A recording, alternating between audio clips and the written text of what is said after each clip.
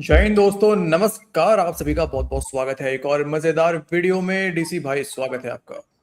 जय हिंद भाई लोग। Thank you. हाँ, तो दोस्तों आज का वीडियो है काफी इंटरेस्टिंग। और डीसी समझ लो कि एक तरह से पाकिस्तानियों ने ये कबूल लिया है कि हमारी फौज तो बिल्कुल निकम्मी है, कुछ करने के हाँ। लायक वायक तो है नहीं। भारत अगर बोलता है कि पाकिस्तान हम पे हमले करवा रहा है, आतंकवादी हमला, तो भारत जो है वो घुस के पेल रहा है।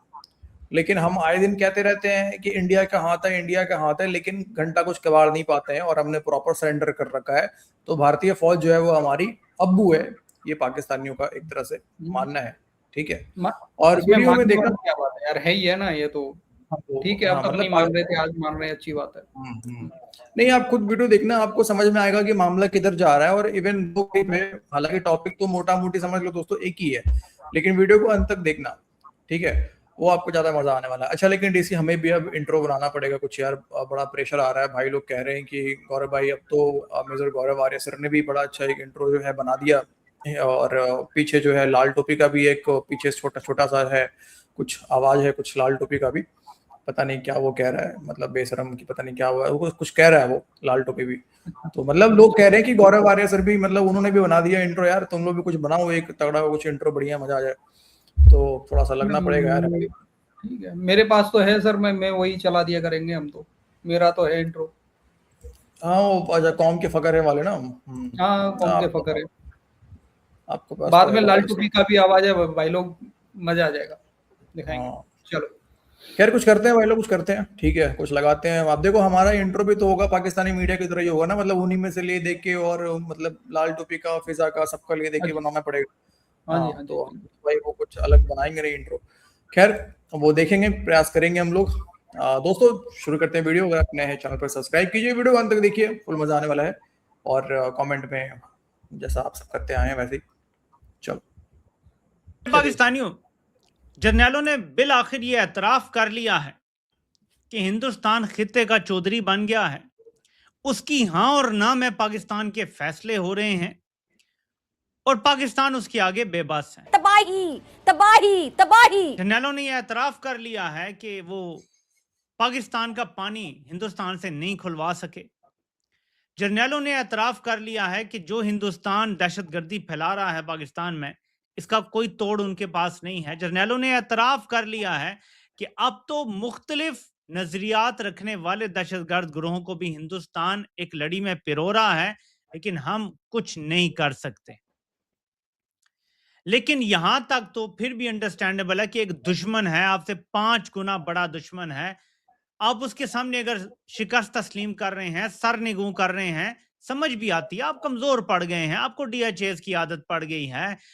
जब इंसान अय्याशी की जिंदगी का आदी हो जाता है, जब नरम बिस्तरों का आदी हो जाता है, तो वो लड़ने जोगा नहीं रहता, समझ आती है। इंडिया से तो शिकस्त का एतराफ कर लिया गया, प्रेस कॉन्फ्रेंस करके कर लिया गया कि जी हम बेबस हैं, इंडिया ये भी कर रहा है, इंडिया ये भी कर रहा है, ये भी कर रहा है, ये भी कर रहा है, ये भी कर रहा है। एक हमले का इल्जाम लगाया था इंडिया ने हम पे, पुलवामा के, तो इंडिया चढ़ दौड़ा था पाकिस्तान पे। उन्होंने नहीं देखा था कि क्या हो रहा है। जब भी कोई इंडिया के अंदर कुछ होता है, इंडिया चढ़ दौड़ता है। तो हमला वहां करते हैं जहां उन्हें लगता है कि दहशतगर्दी वहां से आ रही है। हमें प्रेस कॉन्फ्रेंस करके बताया जाता है जी फितनाल हिंदुस्तान को कुचल देंगे। भाई फितनाल हिंदुस्तान पाकिस्तान में तो नहीं है ना, वो तो हिंदुस्तान में है। उसको कुचलना है तो मैदान जंग हिंदुस्तान है, दिल्ली मैदान जंग है, लेकिन वहां से भागते हैं। बलूचिस्तान जो आधा पाकिस्तान बनता है रकबे के लिहाज से, पाकिस्तान का रकबे के लिहाज से सबसे बड़ा सूबा है, अगर वो हाथ से निकल गया, फौज के हाथ से, मैं आपको बता रहा हूं निकल गया। मेरी बलूचिस्तान के लोगों से जो वहां रहने वाले हैं, कुछ लोगों से बात हुई है मैसेज पे, वो कहते हैं कि बलूचिस्तान इनके हाथ से निकल गया है, ये कोयटा में नहीं फिर सकते, कैंट से बाहर नहीं आ सकते रात के टाइम, हाथ से निकल चुका है बलूचिस्तान। और इसको अब भी बचाने का एक ही तरीका है कि फौज वो वाली जिद छोड़ दे जो उन्होंने 71 में की थी कि नहीं देना इक्तदार हवाले, नहीं करना मुजीब के, मुल्क टूट गया था। तब भी फितनाल हिंदुस्तान पे इल्जाम लगाया गया कि मुक्ति बहनी है जी। आप मुझे बताएं कि अपने घर को खुद आग लगा दो और कहो जी मुक्ति बहनी पानी फराम कर रही है लोकल लोगों को, तो क्या लोकल लोग मुक्ति बहनी के साथ ना खड़े हो जाएंगे कि यार पानी तो दे रहा है आग बुझाने के लिए। मैं सिर्फ आपको एग्जांपल दे रहा हूं कि बलूचिस्तान के लोगों को आप अगवा करते हैं, मारते हैं, और अगर बीएलए उनको तहफ़्फ़ुज़ फराम कर रही है कि अब हम तुम्हें तहफ़्फ़ुज़ देंगे, आए कोई फौजी तुम्हारे इलाके में, तुन के रख देंगे, कोई तुम्हें अगवा नहीं कर सकेगा, कोई तुम्हें उठा नहीं सकेगा। अगर ऐसा तहफ़्फ़ुज़ वो देना शुरू कर देंगे, अब मुझे लगता है आम अवाम फ़ौज के साथ खड़ी होगी या बीएलए के साथ। 2019 में देखो ये बलूचिस्तान वाला मुद्दा तो डीसी गंभीर तो खैर पाकिस्तान के लिए होता जा रहा है, और मैं देख रहा था पीओजेके में भी भाई साहब इन लोगों ने आज 9 तारीख है ना, हाँ जी 9 को आज इन लोगों ने पीओजेके के अंदर भी एक बड़ा प्रोटेस्ट और बड़ा जो रैली है वो निकालने की तैयारियां थी। मैंने देखा सर एक बंदा आरपीजी मार रहा है उनपे यार मतलब लोगों पे आरपीजी चला रहा है, समझ रहे हैं आप? आरपीजी नहीं अच्छा सर, ये मैंने वीडियो तो वीडियो देखा है एक बंदे के सीधे सिर में गोली मारते हुए। हाँ, तो अब ऐसे में तो भाई मेरे हिसाब से अच्छा एक बात और है ना, आपके पास कितना भी डीसी एयरफोर्स हो, अगर आपको जमीन कैप्चर करना है तो आपको फुट ऑन ग्राउंड तो करना, ग्राउंड ऑन फुट तो करना ही पड़ता है। ठीक है, आज इजराइल ने यूएस ने ईरान पे दबा के बमबारियां कर दी और बहुत नुकसान भी पहुंचाया है, इसमें कोई डाउट नहीं है। लेकिन अब प्रॉपर वहां रेजिम चेंज तो नहीं हो पाया ना, कितना भी बमबारी कर दिया, खमेनेई को मार दिया, लेकिन रेजिम चेंज तो नहीं हो पाया। वो तभी हो पाएगा जब वहां पे इलाका कैप्चर करेंगे, अपना जो ग्राउंड पे अपना जो है फुट रखेंगे भाई, वहां पे इन्वेट करेंगे, तभी हो पाएगा। तो बलूचिस्तान में सर आप कितना भी आप एयरफोर्स चला दो, ठीक है, कितने भी आप कुछ कर दो, लेकिन जब तक आप जमीन में तो ये रख नहीं पा रहे पैर अपने, यार ये तो जहां भी पैर रख रहे फट जा रहे वहीं पे, तो ये तो है इनके लिए भाई इशू। खैर ऐसे भी लीगली कैप्चर करा हुआ है, बढ़िया है। आसिम मुनीर जो है अपने जवानों को, पाक फौजियों को समय से पहले ही 72 उर पास भेज दे रहा है। हिंदुस्तान ने पता नहीं रेड चिलीज प्रोडक्शन या क्या, बॉलीवुड ने एक नेटफ्लिक्स सीरीज क्रिएट की, एक सीजन उसका मैंने एक रात में बैठ के देखा, जिसका नाम था bard of blood, BARD, bard of blood. ये एक सीजन के 7 एपिसोड थे, बहुत ही ग्रिपिंग, बलूचिस्तान पे हिंदुस्तान की बनाई हुई रॉ रिलेटेड एक सीरीज, एक सीजन मैंने एक ही रात में बैठ के सारा देखा, सुबह हो गई, रात से देखना शुरू किया था मैंने। उसमें एक हिंदुस्तानी एक्टर है जिनसे आप वाकिफ हैं, इमरान हाशमी, वो उसमें एक रॉ के एजेंट हैं, जिन्हें अफगानिस्तान की साइड से एक खातून भी उनके साथ एजेंट हैं, उन दोनों को दाखिल किया जाता है पाकिस्तानी बलूचिस्तान में, जहां पर वो ISI के खिलाफ बलोच ट्राइब्स को ऑर्गेनाइज करते हैं रेजिस्टेंस के तौर। आप ऐसे बहुत से लोगों ने धुरंधर 1 देखी होगी, बहुत से लोगों ने धुरंधर 2 भी देखी होगी। धुरंधर 1 के अंदर वो जो खूबसूरत सा डांस है बलोच ट्राइब्स का, वो आपने देखा, वहां पे भी आपने रॉ की प्रेजेंस देखी। धुरंधर 2 के अंदर भी मसलसल जो है बलोच ट्राइब्स हैं, बलोच फाइटर्स हैं, उनकी प्रेजेंस है, और किस तरह से रॉ के एजेंट और बलोचों के दरमियान में एक ओपन कम्युनिकेशन, ओपन रिलेशनशिप है। बॉटम लाइन क्या है, अच्छा इवन तो ये जो धुरंधर 2 है जो मैंने अभी चंद दिन पहले देखी है, उसमें तो मुरीदके का जो हेडक्वार्टर है ISI का, उसको रॉ बुलाती है बलोच ट्राइब्स को, और बलोच ट्राइब्स की मदद से रॉ का एजेंट धुरंधर जो है वो मुरीदके के हेडक्वार्टर्स को डिस्ट्रॉय कर देता है, और जो ISI का वहाँ पे कर्नल या मेजर है, मेजर इकबाल, उसको वो मार डालता है। बॉटम लाइन क्या है, बॉटम लाइन ये है कि ये जो हिंदुस्तानी कनेक्शन है बलूचिस्तान का, इस पे उनको कोई शर्मिंदगी नहीं है, उन्होंने इसे छुपाने की कोई ज़रूरत महसूस नहीं की, वरना वो इसके ऊपर बेतहाशा खर्चा करके फिल्में ना बनाए जिसमें वो बलोचों की सिंपथी हासिल करने की कोशिश कर रहे हैं। अब दूसरी साइड से भी देख लें, अगर एक साइड पर ये है कि उन्होंने कोई छुपाया नहीं है, हम तो इसको ऐसे डिस्क्राइब कर रहे हैं पाकिस्तान के अंदर जैसे ये कोई ऐसा खुफिया किस्म का राज है कि हिंदुस्तान करा रहा है, और एक दफ़ा हम इसको साबित कर लेंगे तो फिर अमेरिका, बरतानिया, यूरोपियन यूनियन, रूस और चीन जो है वो सारे हमारी खातर हिंदुस्तान पे चढ़ दौड़ेंगे, हिंदुस्तान डिफेंसिव पे चला जाएगा, एज इफ कि हमने ये somehow the other ये 2+2=4 का कोई कुलिया या फॉर्मूला है जिससे हमने सॉल्व करना है। ऐसा बिल्कुल भी नहीं है।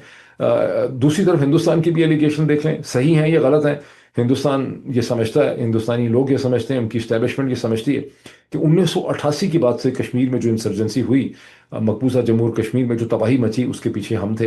वो समझते हैं कि बॉम्बे स्टॉक एक्सचेंज को अगर 1983 में उड़ा दिया तो पीछे हम थे, दाऊद इब्राहिम वगैरह।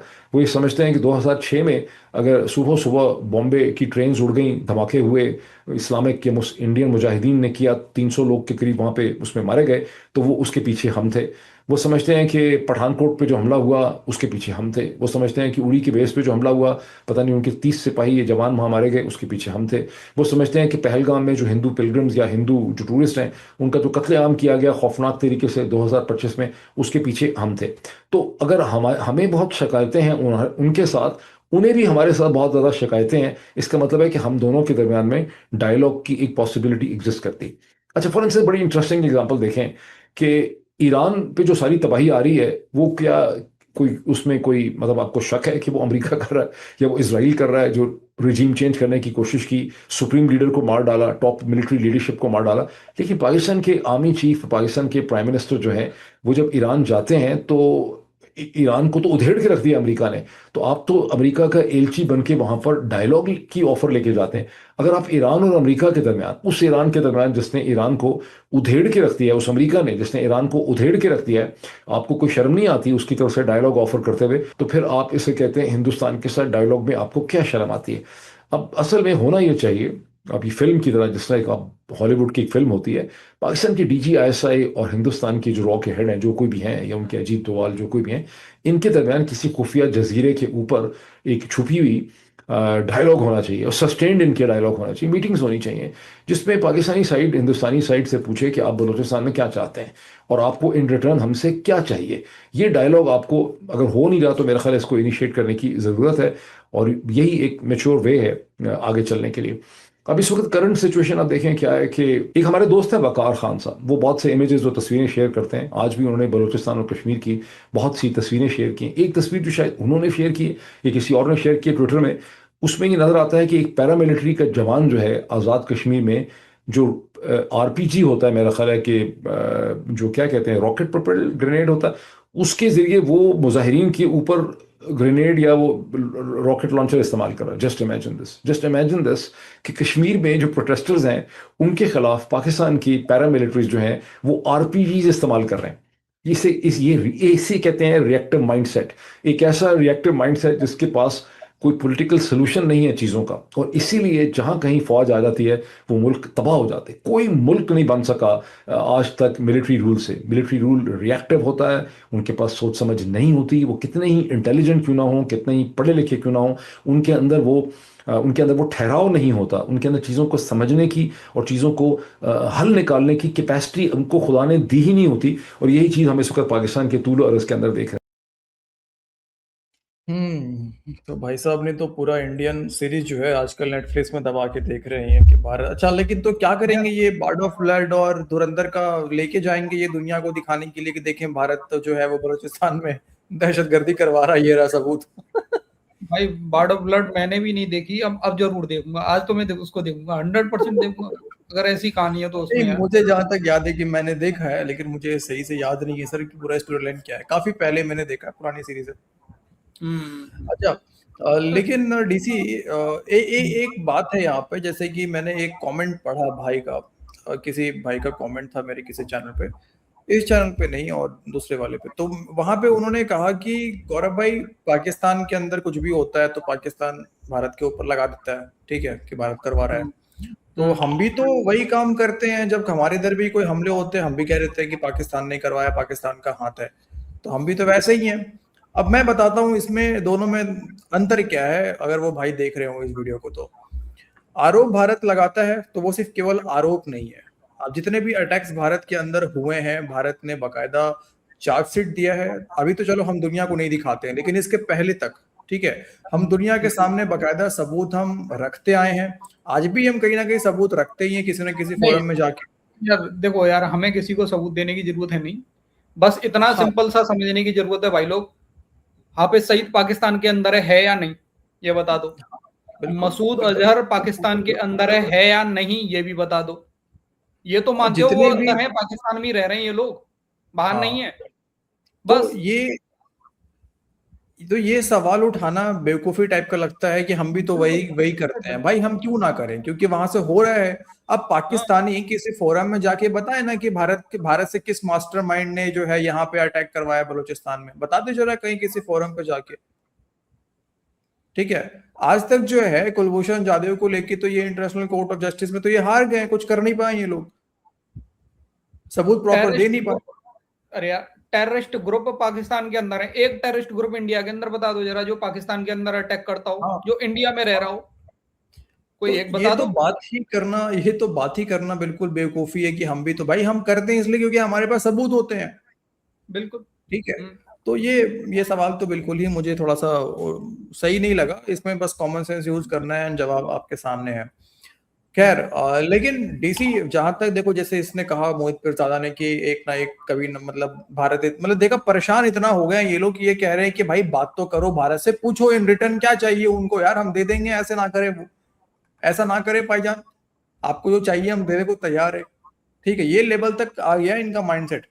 कल तक यही पाकिस्तानी जो है, आपको पता है क्या, लेकिन एक बात मैं यहाँ रखूंगा डीसी, 1971 में भी भारत पाकिस्तान के भी जंग हुआ, 65 में भी हुआ, टेबल पे वहां भी पाकिस्तान को पेलने के बाद हम टेबल पे ही आए थे पाकिस्तान के साथ में, लेकिन उसका नतीजा क्या निकला आज तक टेबल पे आने का, मैं बस ये जानना चाहता हूँ।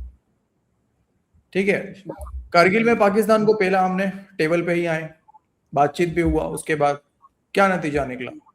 तो हमें बस डीसी, मुझे लगता है हमें ये समझना चाहिए कि देखो बाकी देश अगर आपस में लड़े टेबल पे आ जाए तो मामला में भी सॉल्व हो जाए। सर रशिया यूक्रेन का चल रहा है, इन केस आने वाले कुछ सालों में, महीनों में अगर वो टेबल पे आ जाए शायद मामला सॉल्व भी हो जाए।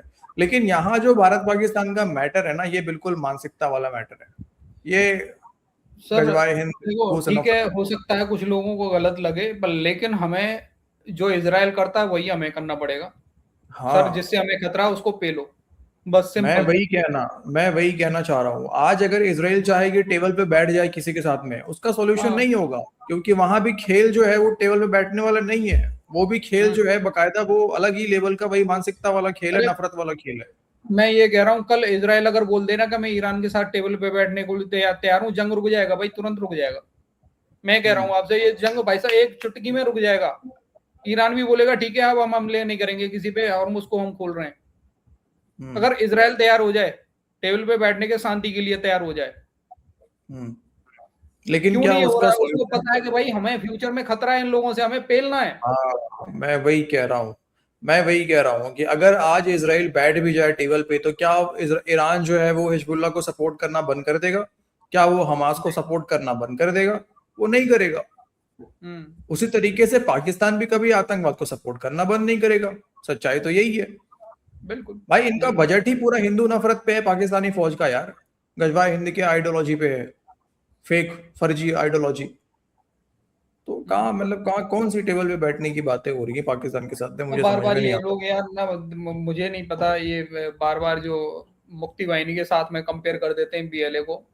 मुक्ति वाहिनी की ये तो संतानें भूल गई यार भारत में क्या किया था उनके लिए। उनकी संतानें तो भूल गई। सही बात है। बलूचिस्तान के लोग भूलने वाले नहीं है। भारत को अपना बलूचिस्तान के ऐसे इंटरेस्ट भी लोग, देखना, भारत को अपना सर इंटरेस्ट भी देखना जरूरी है। जब सही समय आएगा लगेगा, आई थिंक सही फैसला हो ही जाएगा समय आने पे।